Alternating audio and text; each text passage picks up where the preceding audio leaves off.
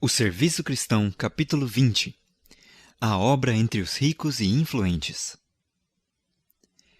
Não deve ser negligenciada. Há uma obra que deve ser feita em prol dos ricos. Precisam ser despertados para reconhecer sua responsabilidade como a quem foram confiados dons do céu. Devem ser lembrados de que precisam prestar contas àquele que julgará os vivos e os mortos.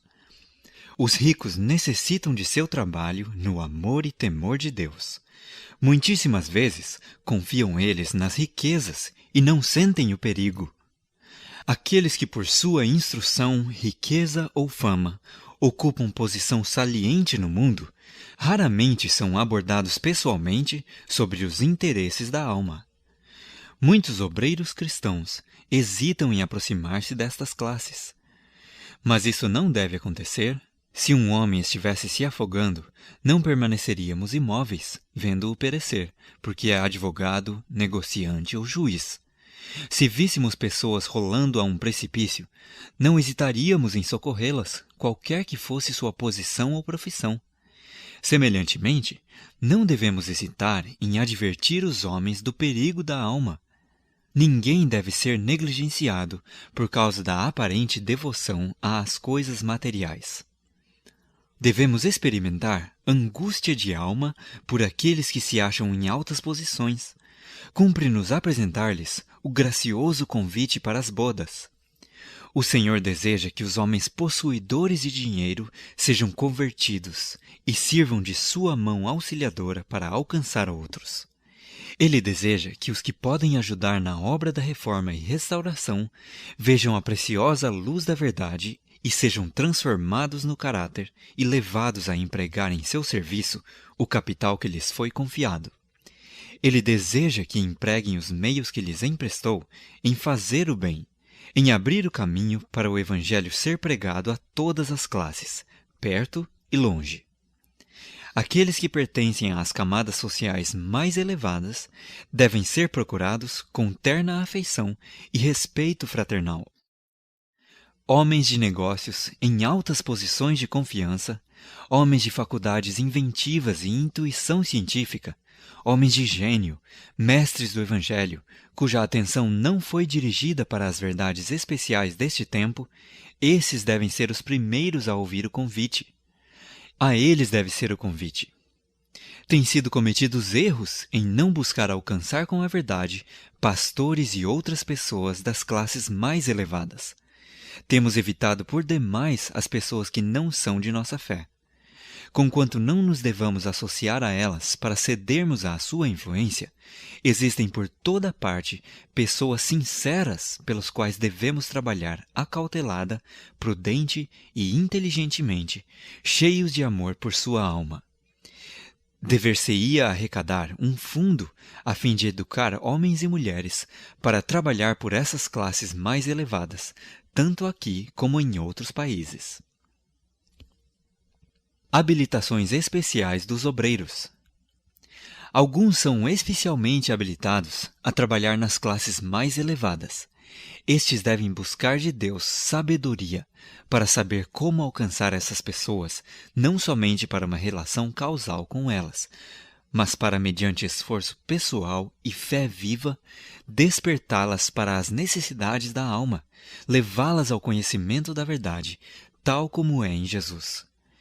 Portem-se os que trabalham com as classes mais altas com a verdadeira dignidade, lembrando-se de que os anjos são seus companheiros.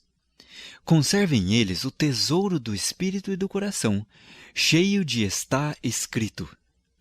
Em cada esforço para alcançar as mais altas classes, o obreiro de Deus necessita de forte fé. As aparências podem parecer desoladoras, mas na hora mais escura há luz no alto. Deus chama obreiros humildes e fervorosos que desejem levar o Evangelho às mais altas classes. Resultados garantidos. Há milagres a serem operados em conversões genuínas, milagres que não são agora discernidos. Os maiores homens deste mundo não estão além do poder de um Deus que opera maravilhas. Se todos os que são seus coobreiros se dispusessem a ser homens de oportunidade, cumprindo brava e fielmente o dever, Deus converterá homens que ocupam posições de responsabilidade, homens de intelecto e de influência. Pelo poder do Espírito Santo, muitos aceitarão os princípios divinos. Convertidos à verdade, tornar-se-ão instrumentos na mão de Deus para comunicar luz. Sentirão especial responsabilidade por outras almas desta classe negligenciada. Consagrarão tempo e dinheiro à obra do Senhor, e uma nova eficiência e poder serão adicionados à Igreja. Muitos da alta camada social estão pesarosos e cansados da vaidade. Anseiam uma paz que não possuem. Nas mais elevadas classes da sociedade, há homens que têm fome e sede de salvação. Muitos receberiam auxílio se os obreiros do Senhor dele se aproximassem pessoalmente, de maneira cortês, com o coração enternecido pelo amor de Cristo. Muitos dos mais eminentes homens do mundo, doutos e estadistas, nestes últimos dias volver-se-ão da luz, porque o mundo, por sua própria sabedoria, desconhece a Deus. Entretanto, os servos de Deus deverão aproveitar cada oportunidade para comunicar a verdade a esses homens. Alguns reconhecerão sua ignorância em relação às coisas de Deus e assentar-se-ão como humildes discípulos aos pés de Jesus, o Mestre por excelência. Ricos dos tempos bíblicos.